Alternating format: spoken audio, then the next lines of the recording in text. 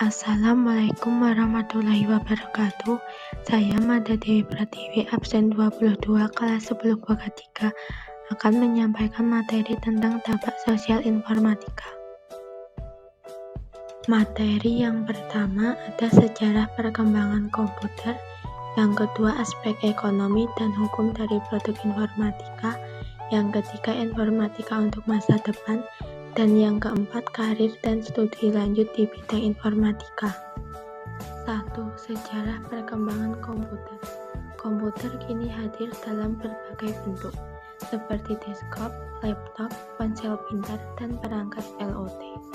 Sejarahnya dimulai dengan Averroes pada 2400 sebelum Masehi, diikuti oleh mesin komputasi yang diprogram oleh Charles Babbage dan Ada Lovelace.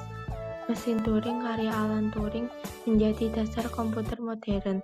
Perkembangan komputer terus berlanjut, dengan siswa SMP belajar tentang berbagai jenis komputer dan perangkat lunak.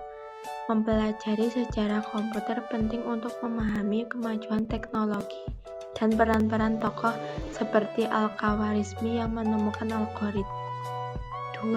Aspek ekonomi dan hukum dari produk informatika. Aspek ekonomi. Industri perangkat keras dan perangkat lunak berkembang pesat sejak penemuan komputer, dengan perangkat seperti PC, laptop, dan ponsel pintar. Di Indonesia, industri perangkat keras masih dalam tahap perakitan, sementara perangkat lunak sehari-hari, seperti komunikasi dan bisnis. Teknologi informasi mendorong lahirnya perusahaan besar dan startup seperti Gojek dan Tokopedia. Perusahaan rintisan berfokus pada nilai layanan, bukan hanya keuntungan. Pemerintah mendukung pengembangan talenta digital. Hak kekayaan intelektual melindungi inovasi yang dapat meningkatkan ekonomi dan kualitas hidup masyarakat. B. Aspek hukum. Perangkat lunak adalah karya intelektual yang dilindungi hak cipta.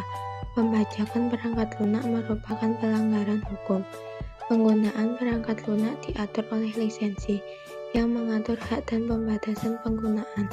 Jenis lisensi perangkat lunak meliputi lisensi komersial, lisensi berbayar dengan batasan penggunaan yang ketat, lisensi gratis atau freeware diberikan gratis dengan pembatasan tertentu, lisensi open source mengizinkan pengguna untuk melihat, mengubah, dan mendistribusikan kode sumber. Lisensi domain publik tidak ada hak cipta, bebas digunakan, dimodifikasi, dan didistribusikan. 3. Informatika untuk masa depan.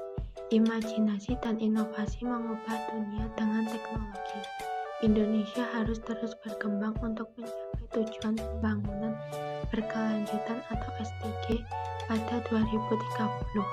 SDG menggantikan MDG yang terkendala oleh pengolahan data.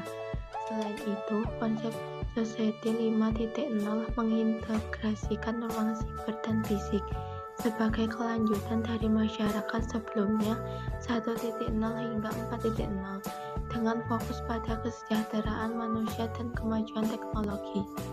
Karir dan studi lanjut di bidang informatika. 1. Karir di bidang informatika karier. Di bidang informatika sering disebut sebagai posisi dalam teknologi informasi atau IT, seperti sistem analis atau data scientist. Posisi ini terus berkembang sesuai kebutuhan industri.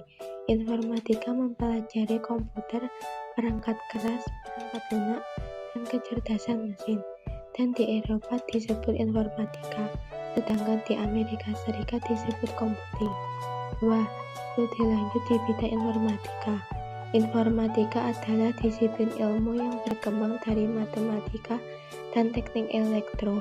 Ini melahirkan cabang-cabang seperti agri-informatika dan bioinformatika. Pendidikan informatika dimulai dari dasar hingga perguruan tinggi, dengan 5 disiplin utama: teknik komputer, ilmu komputer, sistem informasi, teknologi informasi, dan rekayasa perangkat lunak. Kurikulum yang disusun oleh AJM dan IEEE terus diperbarui untuk mengikuti perkembangan teknologi dan kebutuhan global. 3. Sertifikasi di bidang informatika.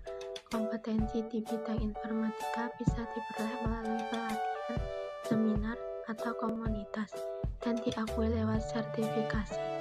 Sertifikasi dapat diberikan oleh produsen perangkat, asosiasi profesi, atau pemerintah, dan meningkatkan kepercayaan dalam dunia kerja. Perusahaan seperti Microsoft, Google, dan Cisco menawarkan sertifikasi internasional. Biaya sertifikasi bisa menjadi tantangan, tetapi banyak pelatihan gratis atau murah tersedia di Indonesia. Sekian materi dari saya.